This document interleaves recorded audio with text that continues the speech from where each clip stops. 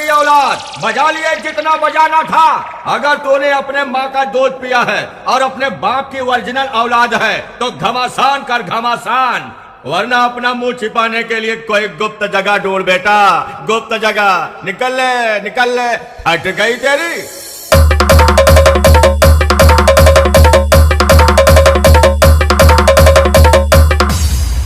इलाका कुत्तों का होता है, अगर एक बाप की औलाद है तब बाहर निकल साले, देख कौन आया है।